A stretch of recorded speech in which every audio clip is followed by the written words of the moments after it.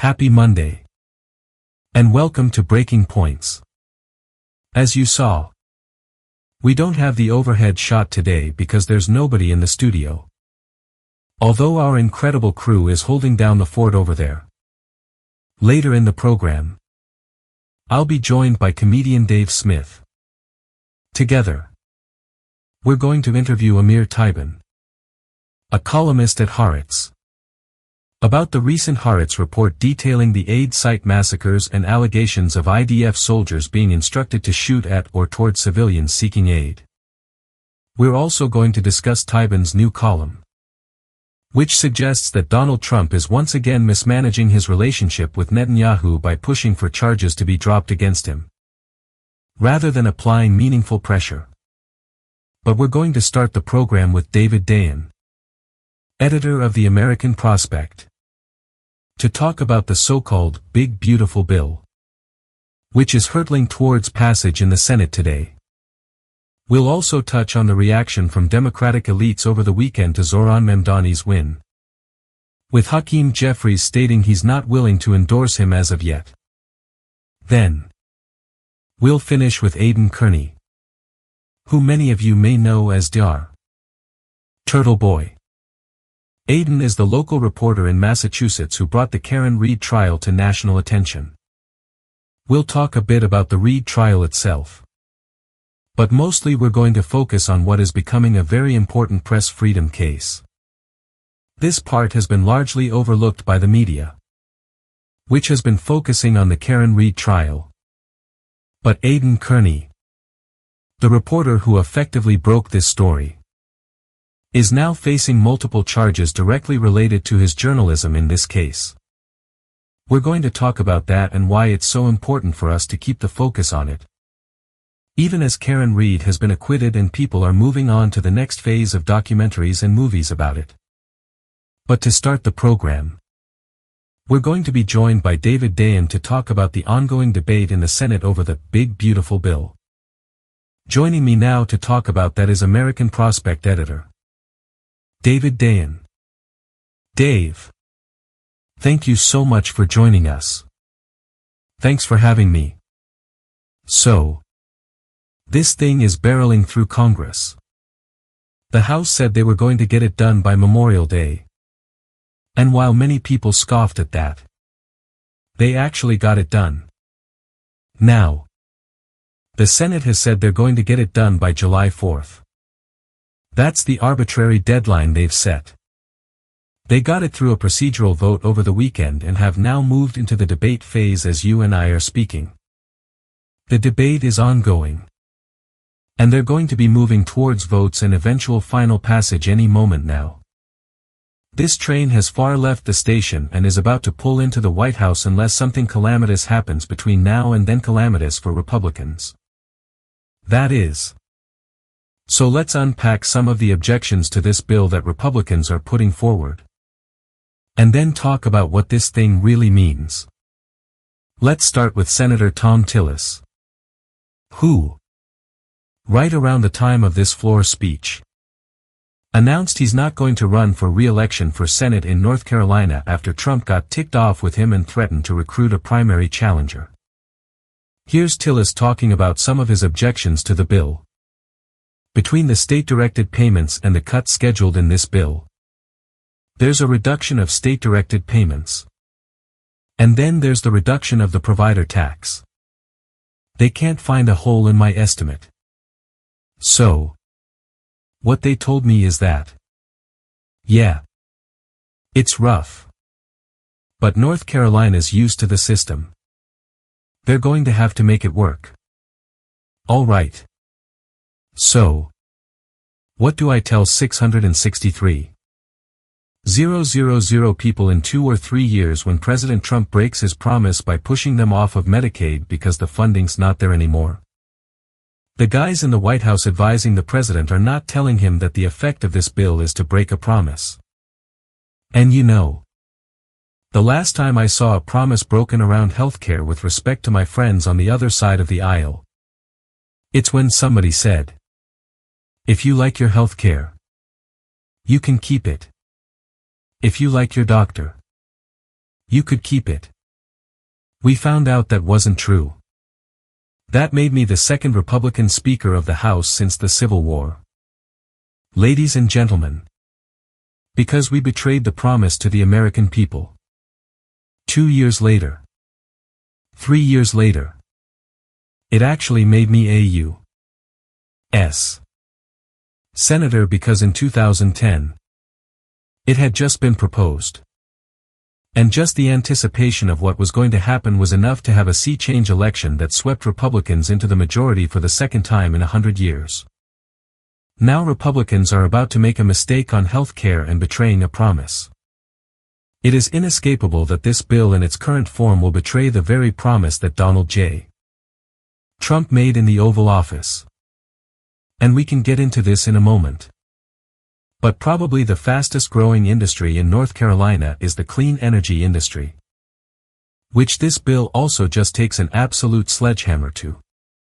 So it's not just the Medicaid cuts that Tillis has a problem with.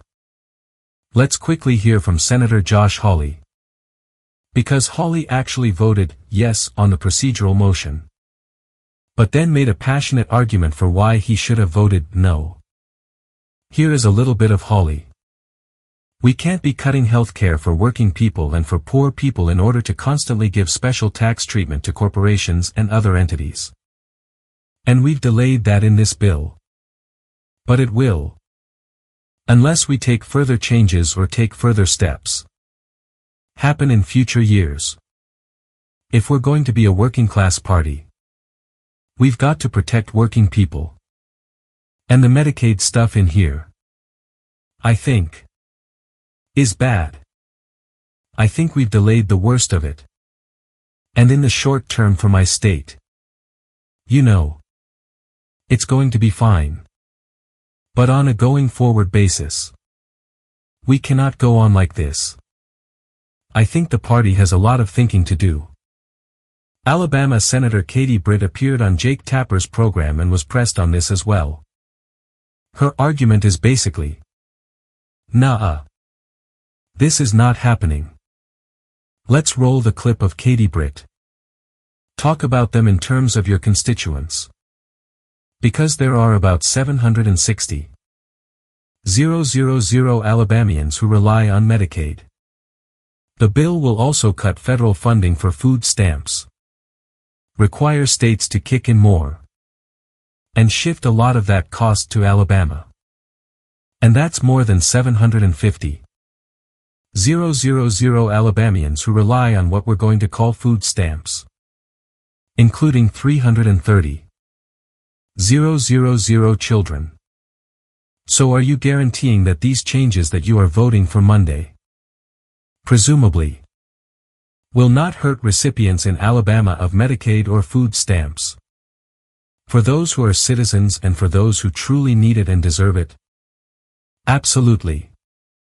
So when you look at Medicaid, children obviously. We have the Children's Health Insurance Program. So children are absolutely not touched by this. Same thing when it comes to SNAP benefits. We've made sure that that is taken off the table.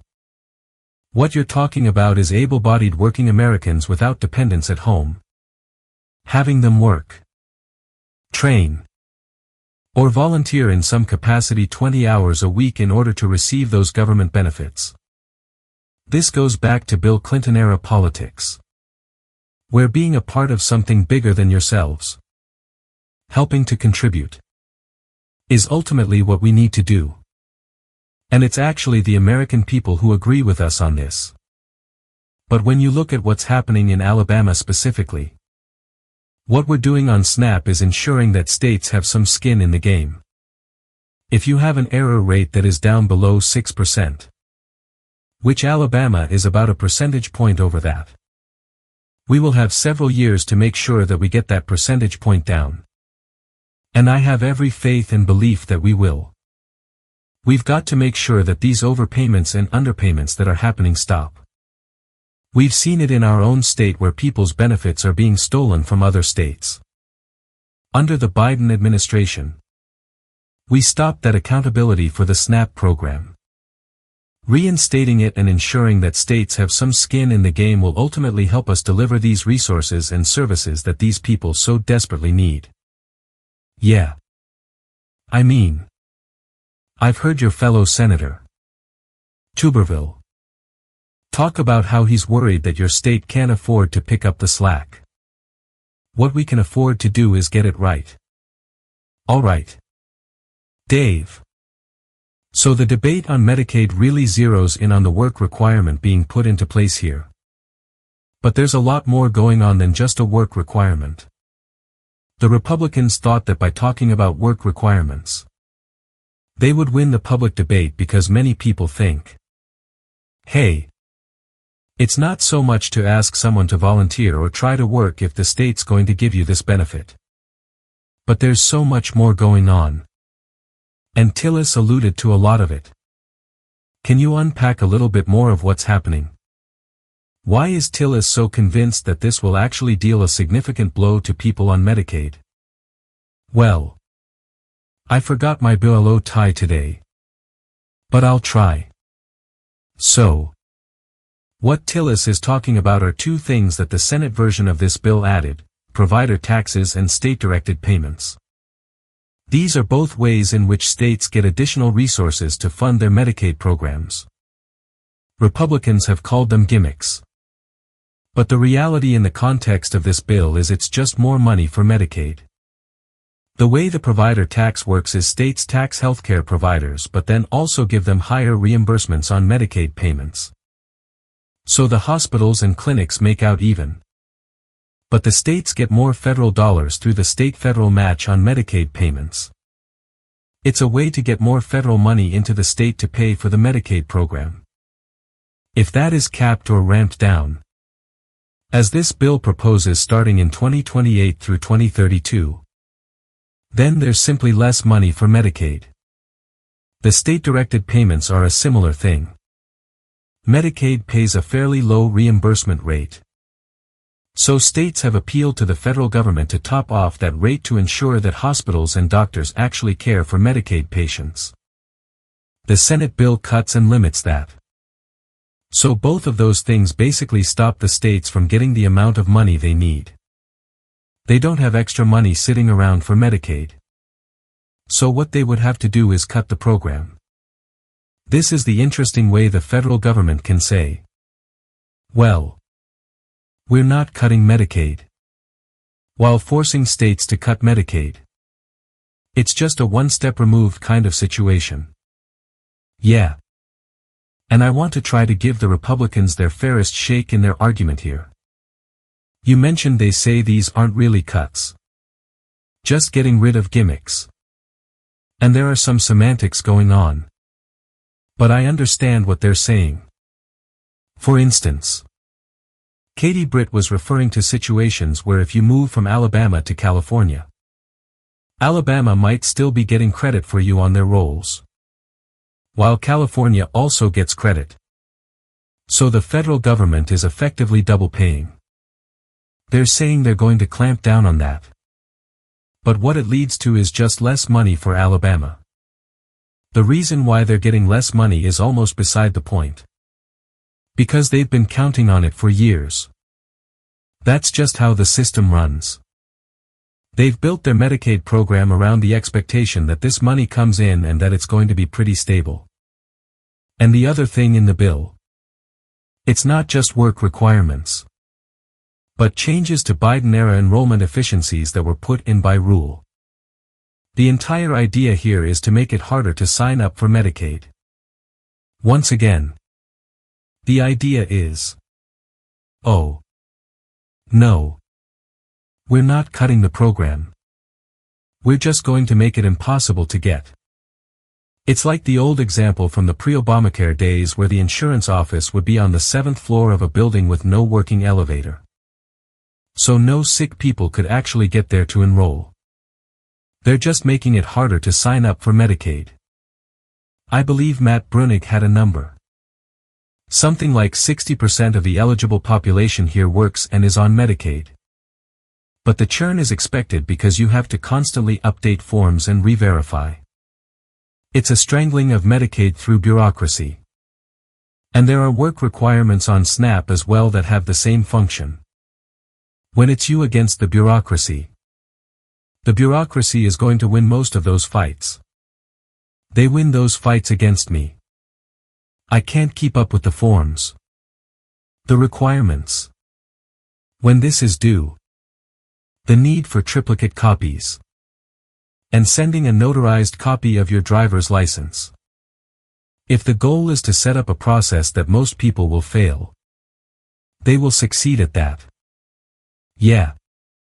I would just add one more thing that hasn't been talked about a lot with respect to Medicaid. Which is there are new cost-sharing requirements for individuals on the program. That means people on Medicaid will just have to pay more for a doctor's visit or a test.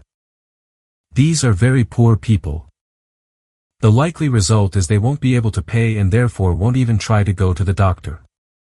So the savings, once again, come from them being able to say, we're not cutting Medicaid.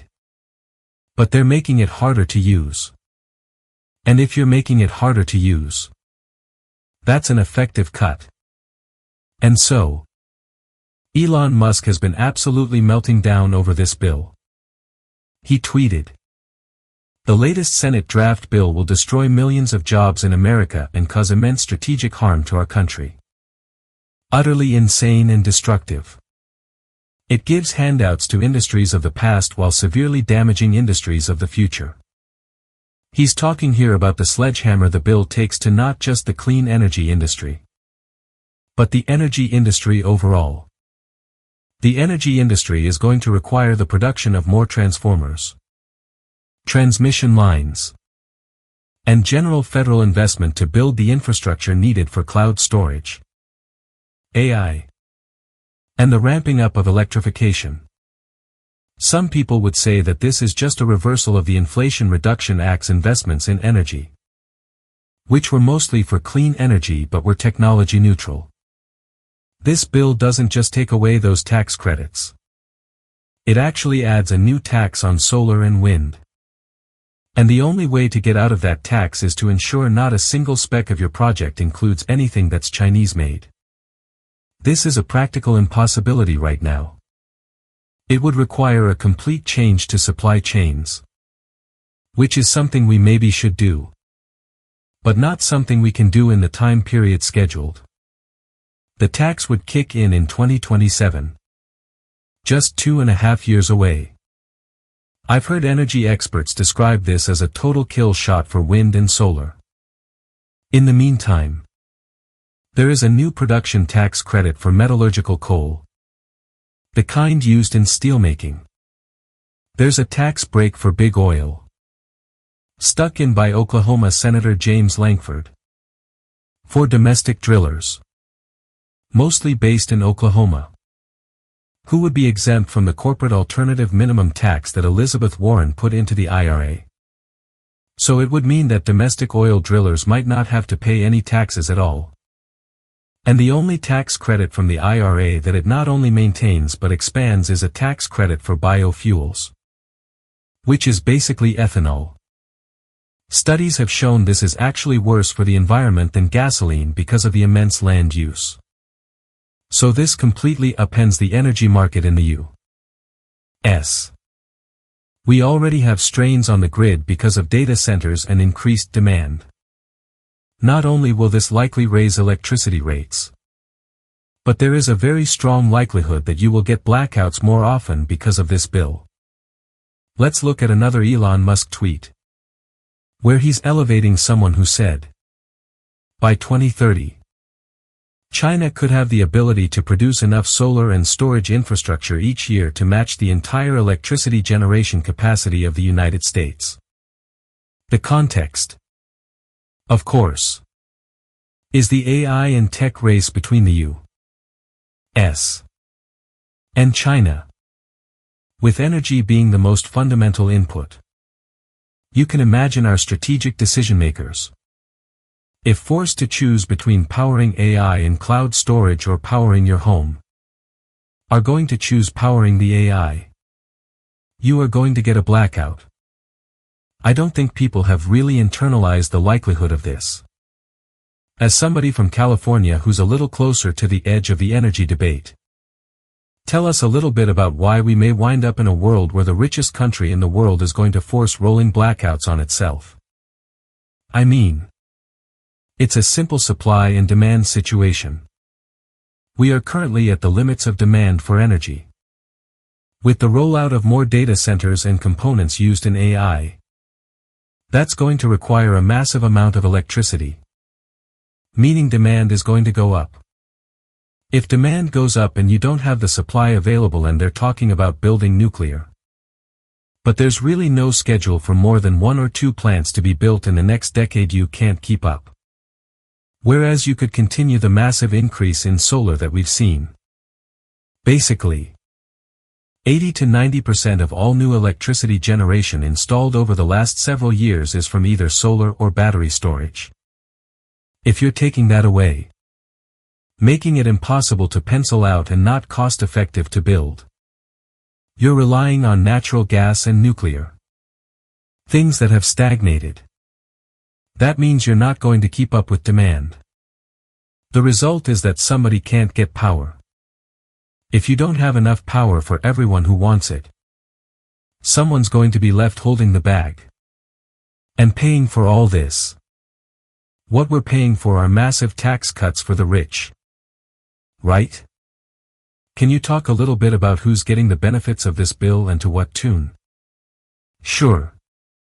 It's an extension of the 2017 Trump tax cuts, which were certainly tilted toward the wealthy. There are also these new populist tax cuts that Trump talked about: no tax on tips, no tax on overtime, and an alleged no tax on Social Security, which is actually just a temporary boost to the standard deduction for those over 65. The Senate also added a number of permanent business tax cuts for research and development and business expensing. And there's an increase that effectively repeals the estate tax. The threshold for paying the federal estate tax is now so high, something like $30 million, that you're effectively eliminating it for almost any family. Plus, with tricks like the step-up in basis, it's not hard to game the system. You put this all together. And by the way, all of those tax cuts are much more expensive than the spending cuts meant to offset them. The Congressional Budget Office said this bill would cost $3 trillion. And that's before interest. The way Republicans get around this is through a gimmick known as the current policy baseline. My understanding is that this may have already been voted on. It essentially says that since the Trump tax cuts are current policy, extending them doesn't cost any money. If you used a current law baseline, which assumes they expire, the cost would be $3.8 trillion. This is why you'll hear Republicans say, actually, this bill saves the federal government $500 billion. They're just waving a magic wand around the Trump tax cuts and saying they don't cost anything. And this is critical because the budget reconciliation rules dictate that the bill would be out of compliance and unable to pass if they didn't use this gimmick. So, if you give me $20 today, that costs you $20. But if you give me $20 every day forever after that, it doesn't actually cost you anything. The good analogy is that Democrats, should they get a trifecta again, could pass the Medicare for All for One Day Act, which would cost 1 day's worth of Medicare for all. And then the next bill would extend it for 10 years and they could say, hey, it's just current policy. I guess that's okay. Unfortunately, reality is a thing. But I guess we'll see whether we have to deal with that or not. David Dayen, editor of the American Prospect. Thank you so much for joining me on Breaking Points. Alright. Thanks. This is precisely the kind of debate that impacts every single American. From the cost of their healthcare to the reliability of their power grid. The details are complex. The trade-offs are immense. And the consequences will be felt for a generation. It's a stark reminder that what happens in the halls of Congress doesn't stay there. It lands right on our kitchen tables. In the end, the most beautiful outcome isn't necessarily one bill passing or another failing. It's a democracy where citizens are armed with the facts, ready to make their voices heard, and empowered to hold their leaders accountable for the promises they make. The fight for a fair and just system is ongoing, and it requires our constant vigilance and participation. That's why we do what we do here at Breaking Points. Our goal is to cut through the political jargon and bring you the unvarnished truth. If you believe in this mission and want to stay ahead of the stories that truly matter, please take a moment to subscribe to our channel.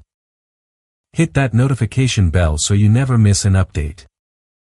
Your support allows us to continue this vital work. Thank you for watching.